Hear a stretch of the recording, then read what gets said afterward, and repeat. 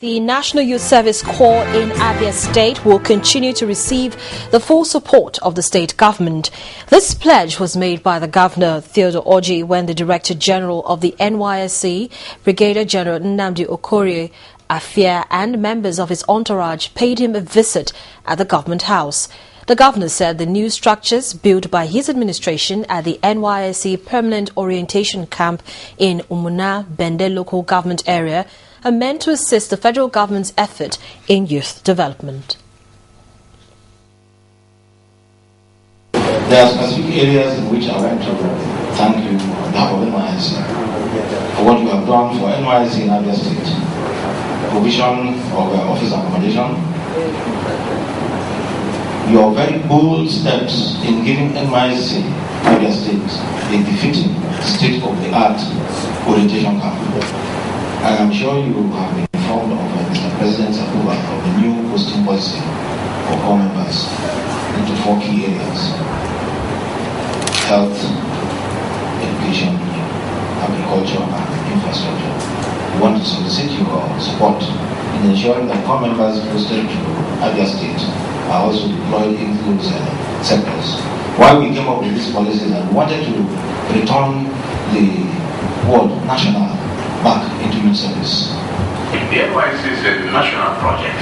For those who are the beneficiaries of the NYSC are the states where some projects are domiciled.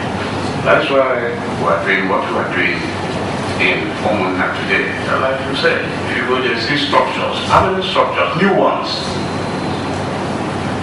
we are doing.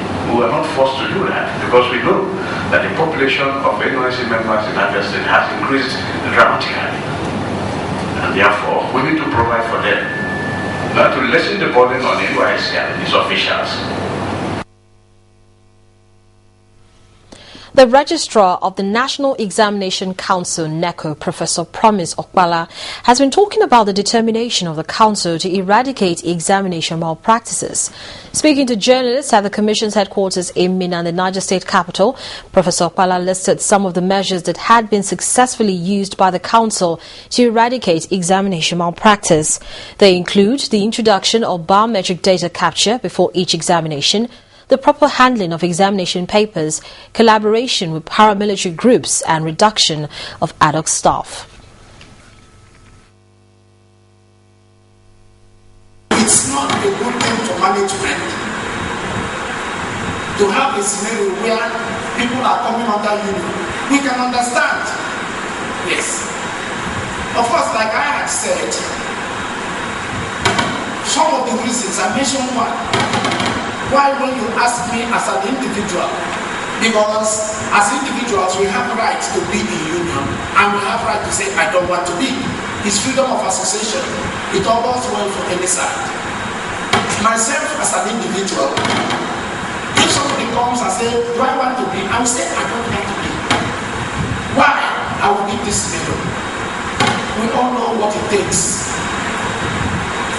for a national tribe to be declared. Everybody, no matter where you are, you will obey. And so let's look at a scenario where people working in a cement factory in Alabama, they have problem with their management, and they will run to the National Association to seek support. And the National Association will declare strike. And that strike is being declared when I have moved out to do an exam. Yes. It happened to us in 2008, and we put that all our staff immediately. And so a strike is declared.